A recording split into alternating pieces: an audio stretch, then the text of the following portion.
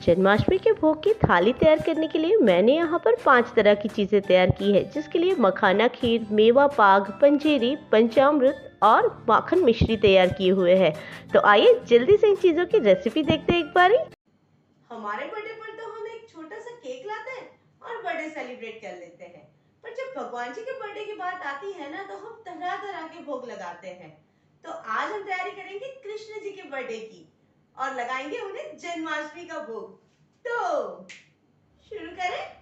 तो सबसे पहले हम तैयारी करेंगे पंजीरी बनाने की। जो पंजीरी बनाते हैं ना, वैसे तो आटे की तैयार की जाती है जो सर्दियों के दिनों में हम खाते हैं, पर यहाँ पर उपवास की पंजीरी तैयार की जा रही है, इसलिए इसे हम धनिये से तैयार करेंगे। तो यहाँ पर मैंने कुछ सूखे मेवे ले लिए, जिसमें बादाम, काजू, पिस्ता, ये सारी चीज़ें मैंने लगभग 1/4 कप जितनी ली हुई थी। और इन सारी चीज़ों को मैंने थोड़ा सा घी डालकर इन्हें रोस्ट कर लिया था। रोस्ट करने से इसके खुशबू और टेस्ट दोनों ही बढ़ जाते हैं। फिर से 2 चम्मच जितना घी ले लिया और उसके अंदर जो मखाने थे वो मैंने फ्राई कर लिए। मखाने थोड़े से घी में अगर सेके जाए ना तो ज़्यादा टेस्टी लगते हैं। तो यहाँ पर मेरे मखाने अच्छे से रोस्ट हो गए। हाथ से तोड़ने के बाद उसकी आवाज़ भी आ रही थी। इसे भी एक बार पैन से निकाल लिया और अब बारी आ जाती थी जो कोकोनट था ना, जिसको मैंने हल्का सा ग्रेट कर लिया था, उसे सेकने की। उसे मैंने बिना घी के ऐसे ही सेका था, हल्का हल्का सा रोस्ट कर लिया था, उसे निकाल लिया और उसके बाद सेक लिया मैंने धनिया के पाउडर को। वैसे आप चाहो तो साबुत धनिया को लेकर उसे सेक के उसका भी पाउडर तैयार कर सकते हो, पर यहाँ पर मैंने डायरेक्ट पाउडर ही लिया था। उसी के साथ जो हमने मखाने सेके थे ना, उनको हल्का सा मुझे दरदरा सा कूटना था। कूटने के लिए मैंने बस ऐसे ही उसे बाउल के अंदर डाल लिया और हल्का हल्का सा इस तरह से कूट लिया था।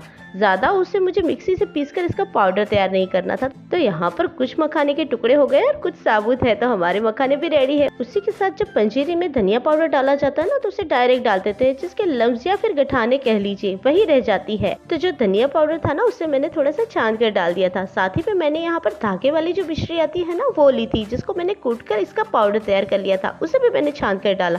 तो अब बारी आ जाती थी सारी चीज़ों को मिक्स करने की। तो मैंने यहाँ पर सूखे मेवे, नारियल, मखाने और हाँ, साथ में डाल दिया थोड़ा सा इलायची पाउडर और सौंठ पाउडर। इससे स्वाद और बढ़ जाएगा। तो हमारी पंजीरी बनकर बिल्कुल तैयार है। सारी चीज़ों को अच्छे से मिक्स करने के बाद इसके अंदर थोड़ी सी मैंने सूखे गुलाब की पंखुड़ियाँ और डाल दी थी, तो इससे इसका स्वाद और खुशबू और बढ़ जाएंगे। वैसे धनिया सेकने के बाद तो मेरा किचन पूरा महक गया था। तो पंजीरी तो बनकर तैयार हो गई, साथ ही में जो हमारी भोग की थाली थी उसकी एक डिश भी रेडी हो गई। तो अगला भोग अब हम तैयार करेंगे माखन मिश्री का। तो आइए, माखन मिश्री के ज़्यादा कुछ करने की ज़रूरत नहीं है। मैंने यहाँ पर 2 लीटर जितना दूध रात को ही जमा दिया था और उसके ऊपर से उसकी मलाई निकाल ली। मलाई का ये वीडियो मैं पहले भी आपके साथ शेयर कर चुकी हूँ। ज़्यादा कुछ नहीं करना है, बस इस मलाई को अच्छे से बीट करते रहना है। करीब 7-8 मिनट तक बीट करने के बाद मलाई मेरी कुछ इस तरह से हो गई थी।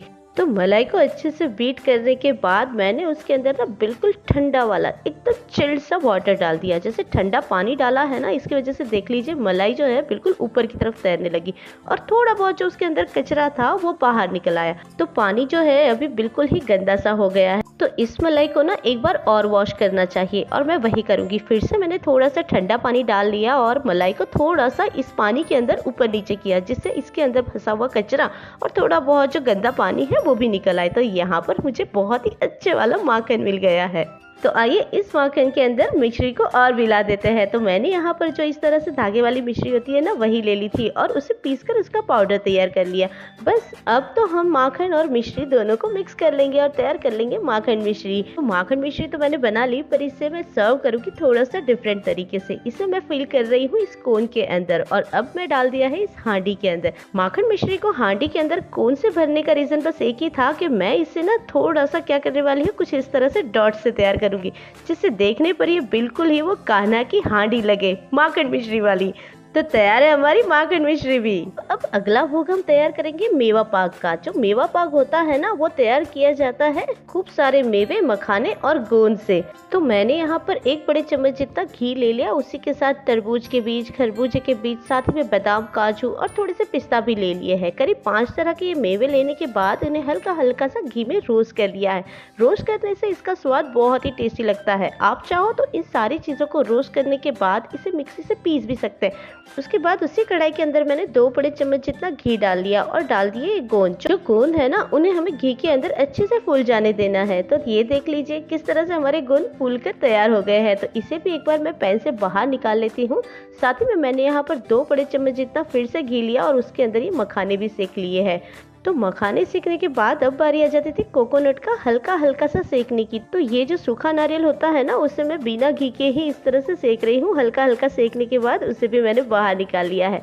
अब बारी आ जाती थी वो गोंद जिसे हमने सेका था ना, उसे मिक्सी से निकालने की। पर मिक्सी से निकालने की जगह इस तरह से हम इसे दरदरा सा कूट लेंगे ना, तो बहुत ही ज्यादा स्वादिष्ट लगती है।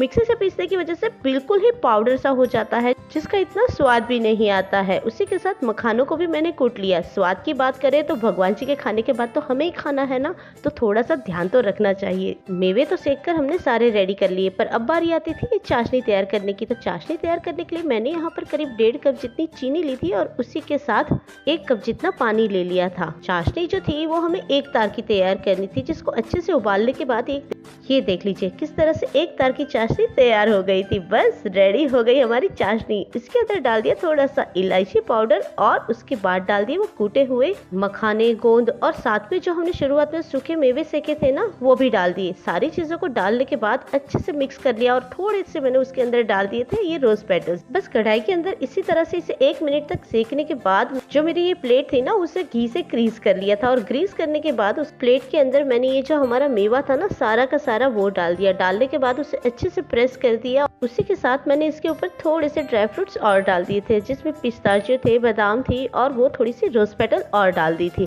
जिससे ये देखने में और भी सुंदर लगे। तो मेवा पाक को करीब आधा घंटा रखने के बाद उसे कट और कर लिया। कट करने के बाद उसके पीसेस भी निकल आए थे। तो लीजिए हमारा मेवा पाक भी रेडी हो गया है। तो हो गया हमारा तीसरा भोग भी तैयार।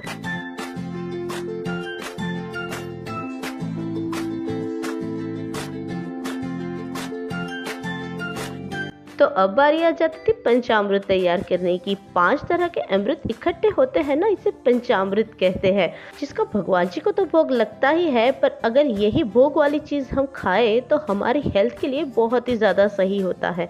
तो यहाँ पर मैंने आधा कप दूध, 1/4 कप जितना दही, उसी के साथ 1 बड़े चम्मच जितना शहद, साथ में 1/4 कप जितना मैंने यहाँ पर मिश्री ली थी और 1 बड़े चम्मच जितना घी लिया हुआ था। घी मैंने देसी घी लिया हुआ था और दूध जो है वो कच्चा लेना है, उसका बिल्कुल ध्यान रखिएगा।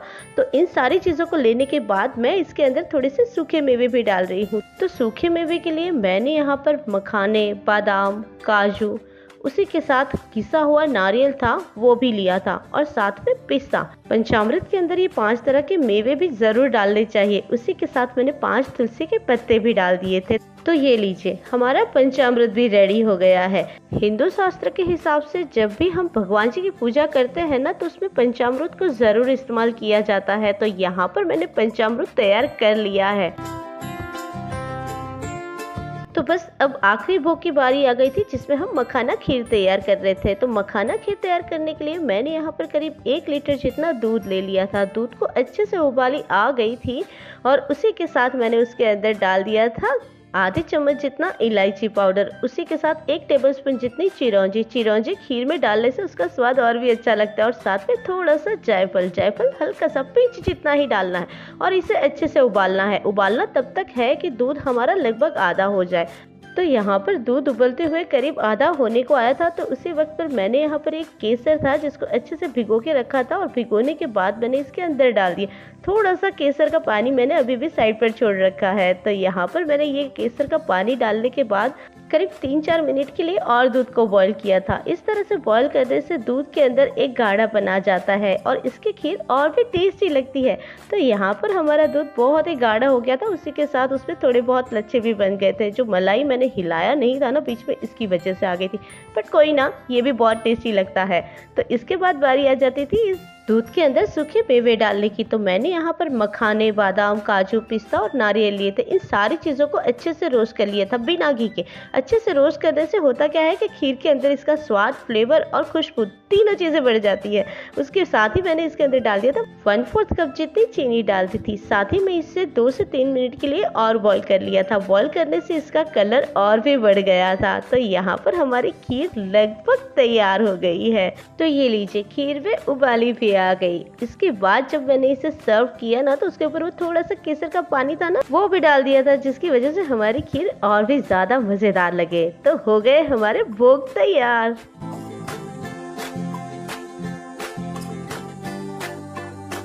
Please like, share and subscribe my channel.